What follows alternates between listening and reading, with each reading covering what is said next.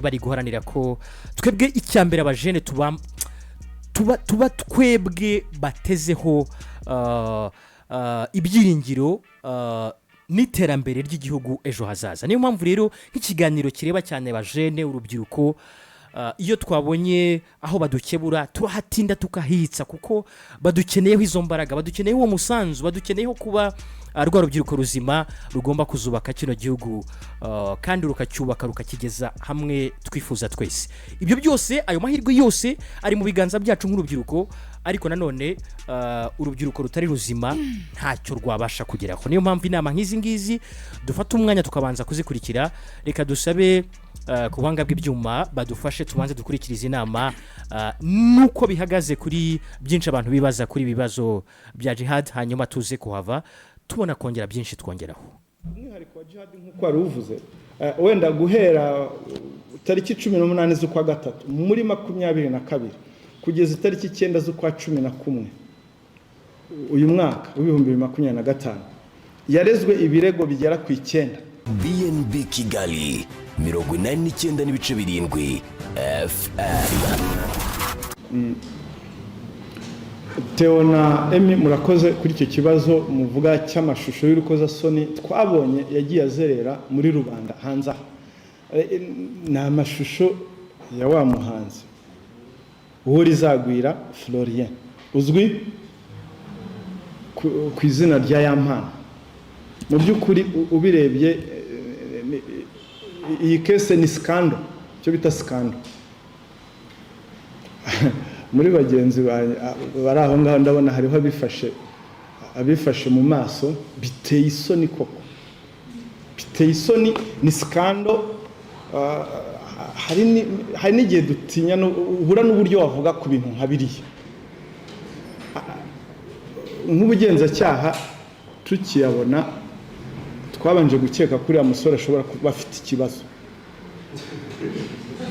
ashobora kuba afite ikibazo kuko utekereza ko ikibazo mvuga cyo kuba hari ibintu biri kumukoresha, kuko biragoye kwiyumvisha ukuntu umuntu yifata amafoto ari muri biriya akifata amashusho nk'ariya n'iminota ingana kuriya.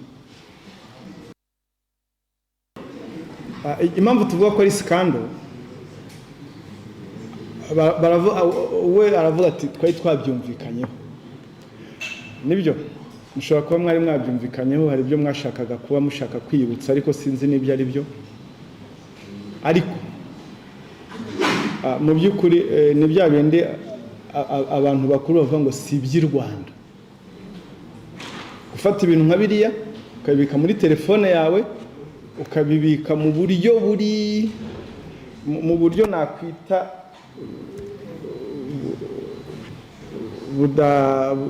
mu buryo burimo ubuteganyi buke cyangwa negligence. Ni ibintu tuvuga ko bidakwiriye. Ariko rero Theo, wenda mbanje gusubiza icyo warubajije kijyanye n'itegeko. Burya RIB ikurikiza itegeko uko riri, ntabwo ikurikiza itegeko uko ryagombye kuba rimeze bishingiye n'ibyo abaturage bavuga, kuko itegeko uko ryagombye kuba rimeze, uko wabisobanura n'uko undi yabisobanura biratandukanye. RIB ikurikiza itegeko uko rimeze n'uko ryanditse. Mu Cyongereza bavuga ngo law as it is not as ought to be.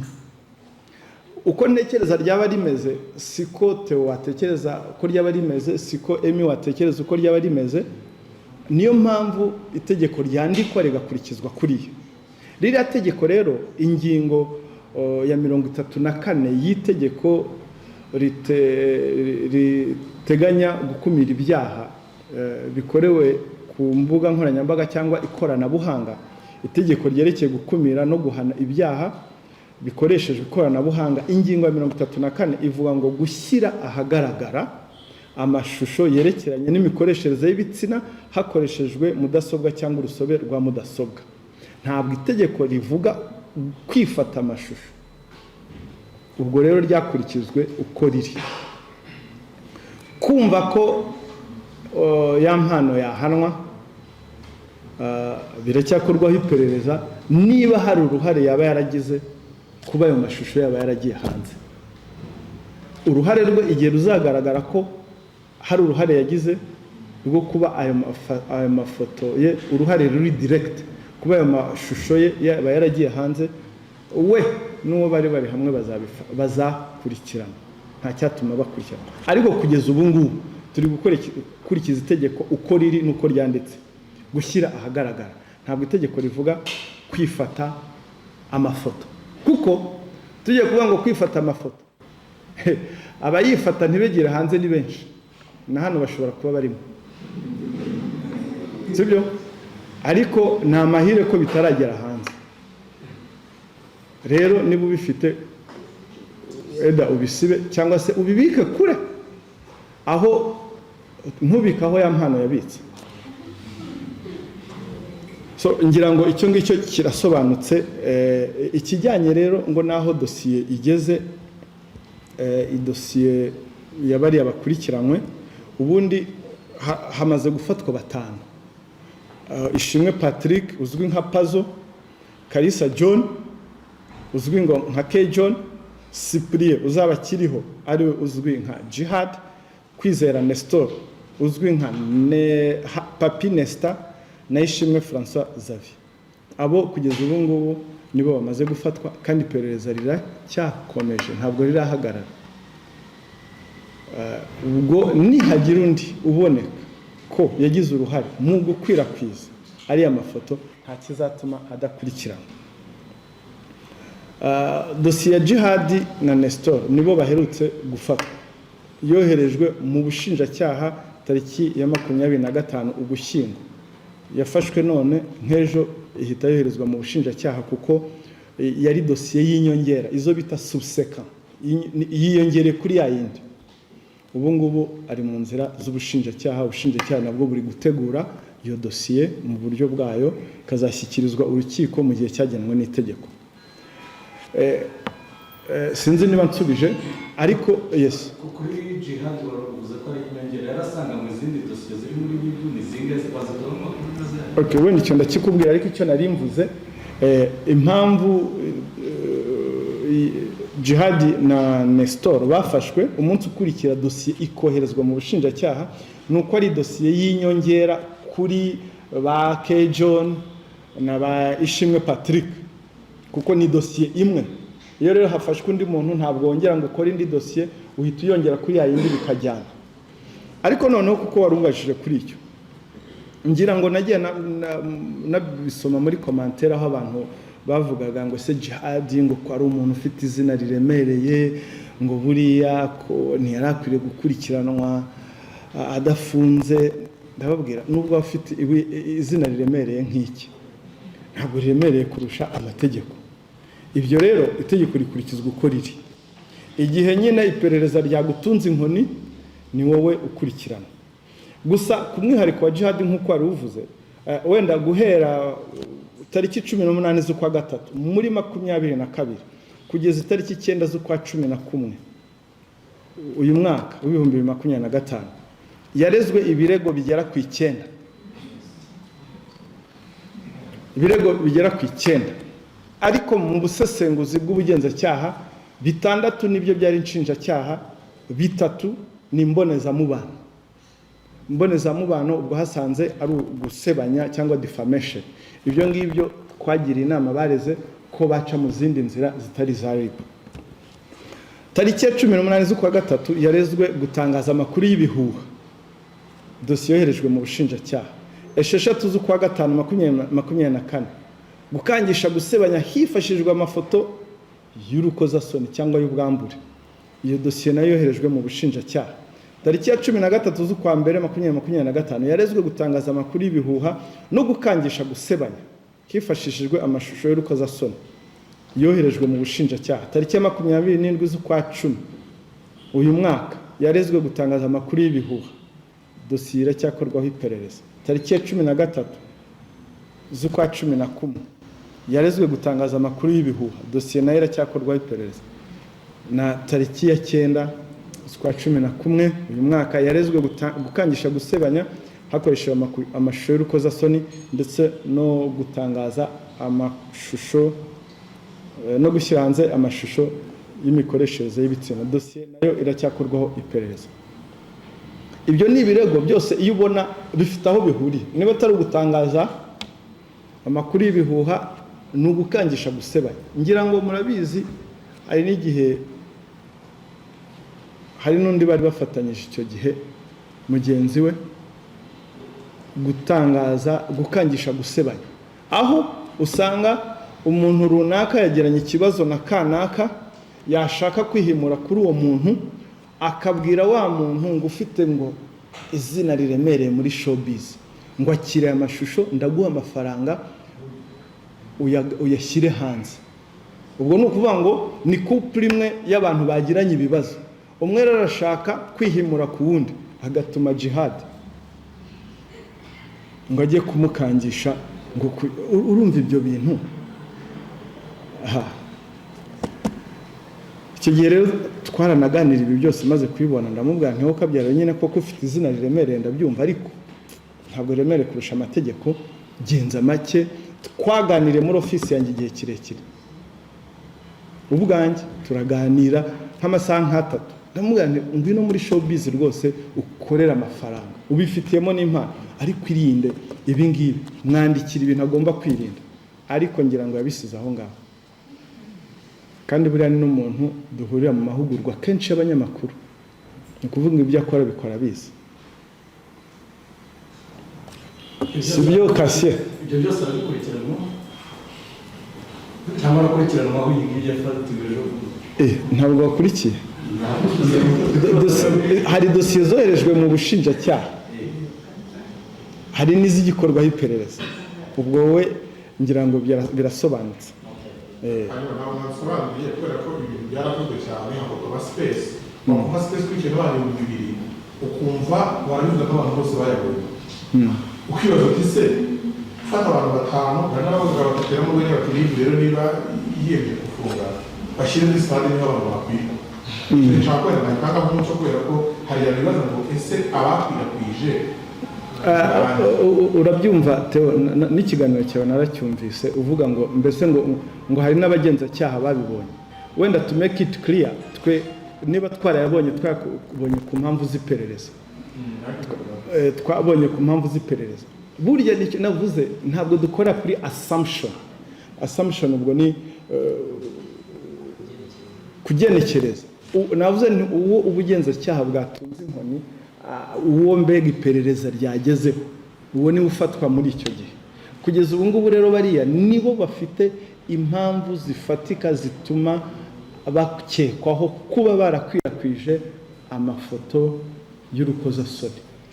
Ariko waje n'umuntu n'abayicuruza kuko yatunuka abantu niba ukeneye amashusho. Wumvise ko harimo umusore witwa Xavier nawe rwose we yari afite akajyandikira abantu akababwira ati ngutemo se kwa kundi muri za mvugo zanyu ngo ngutemo se ngo giyewe ngo nta nubwo ahenda ngo ohereza 10 ohereza 8,000 ngo noneho ngo nabonye ngo iri full mbere ngo bari babonye agace ngo yabonye ngo iri full ngo mpereza 1000 bingahe ngo inkuru amafoto nyaguhe. Uwo yahise afatwa. Urumva hariho babibonyemo akaryo ko gucuruza. Abo nabo rwose barakurikirana. Ubwo rero niba hari undi uzafatirwa muri ibyo bikorwa ari ugucuruza ari ukuyakwirakwiza nta kizatuma adakurikirana. Harakekwa nk'uko mubivuga ngo benshi ngo barasakaje.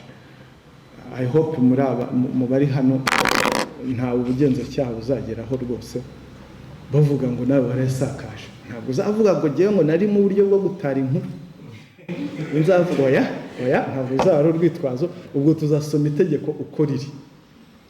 Ndakeka muri bakuru abari hano ntabwo byo mwabikora, kandi nizera neza ko mutabikora kuko tuganiriye kenshi muzi uburemere bwabyo, muzi n'ingaruka zavamo. Gusa ku mwihariko wa jihad nk'uko wari uvuze, wenda guhera tariki 18 z'ukwa gatatu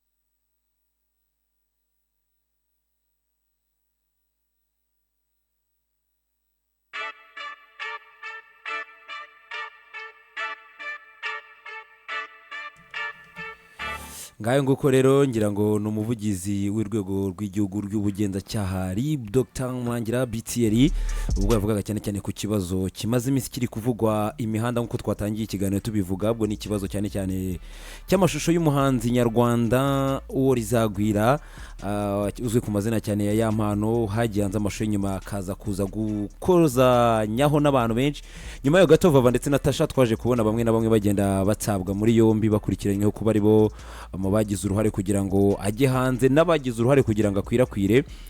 Twabanje kubona Ishimwe Patrick uzwi nka Pazo, nyuma yo gato tuza kubona witwa Kalisa John cyangwa se K John, hanyuma nyuma yo gato tuza kubona n'uyu Jihad. Urumva ko byose yabigarutseho anavuga uko bimeze, ariko hari akanashyizemo ati ntihazagire uwitwaza ko ari gukora inkuru.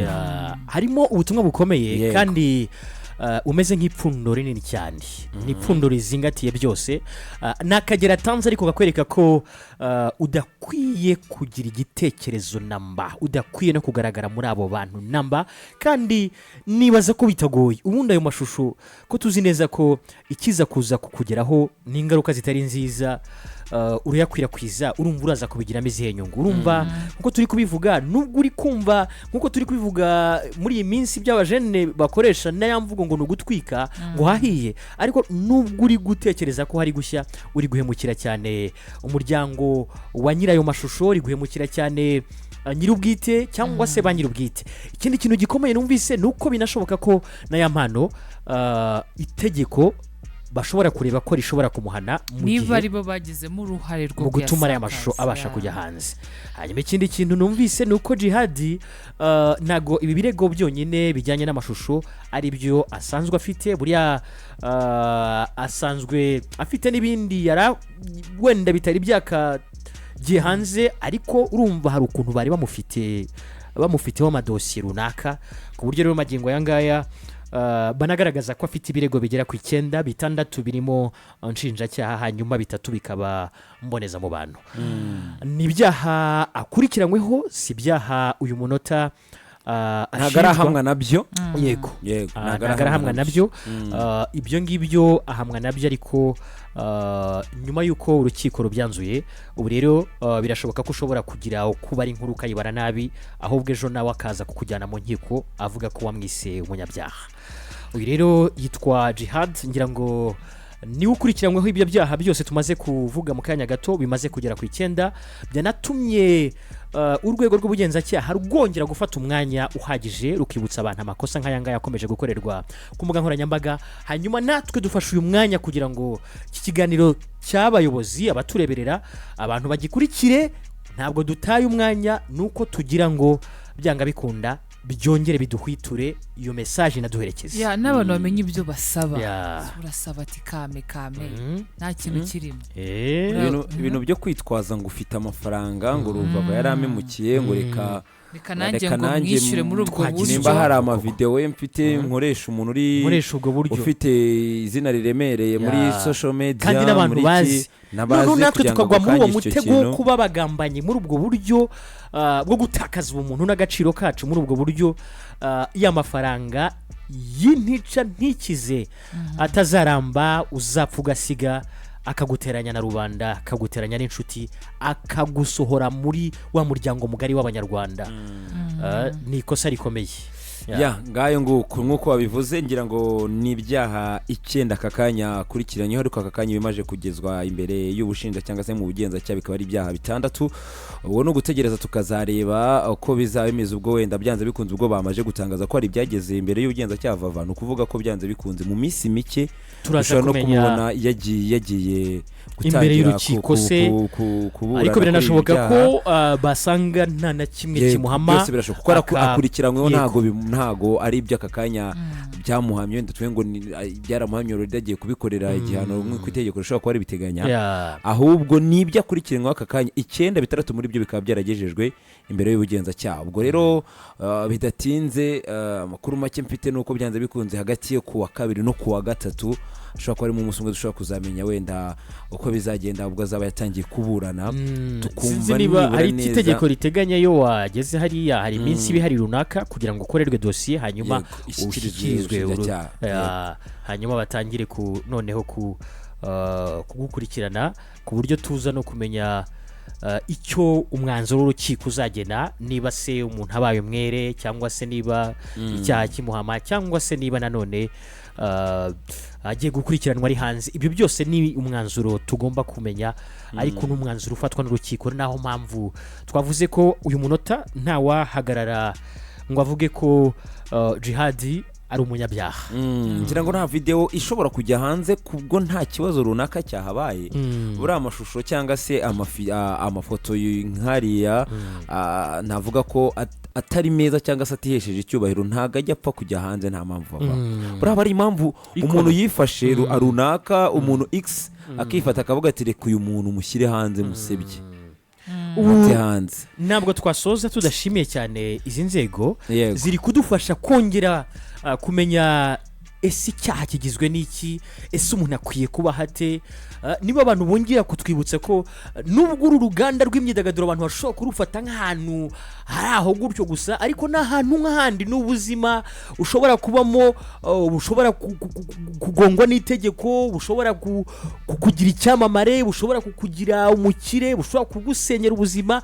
Mbese n'ubuzima dusangiye nk'uko n'ubundi buzima umuntu aburimo. Ni byiza rero ko bongera kutwibutsa ko iki gice cy'imyidagaduro ahubwo tugomba kugikoresha neza, amahirwe ahari tukayabyaza umusaruro. Ubu rero hari menshi, urubyiruko tuyakoreshe mu buryo yagakwiye kuba aba ya mahirwe aza kuri twe akaba n'inyungu z'igihugu, aho kugira ngo noneho ya mahirwe tuyakoreshe mu buryo twangiza ubuzima bw'abandi, icyerekezo cy'abandi, hanyuma natwe tugasa nk'abihemukira, abishyira habi, aho tuza gusanga itegeko noneho riri kutugonga. Erega nta ukubwiye ngo niba umuntu yaraguhemukiye nawe ugomba kumwishyura umuhemukiye. You can move on, ukamwihorera. Uzi ko ejo mushobora no gukora umushinga ushobora guhindura ubuzima bwanyu bwose. Abangaba babitswe bari kwicuza bati iyo mbimenye undi nabikoreraga iki. Wasanga n'ibyo bapfaga ari n'ibintu bitaremereye cyane. niyo wenda byaba binaremera uburyo umuntu akwiyerekamo ngo ati okay, ni gutya bimeze, turabana gutya, ubuzima bukomeze. C'est tout. ngayo nguko rero ubwo mbere yuko tuza kuza kuma mu kanya isa n'umunota w'ubwenge, reka nkubwire ko RBC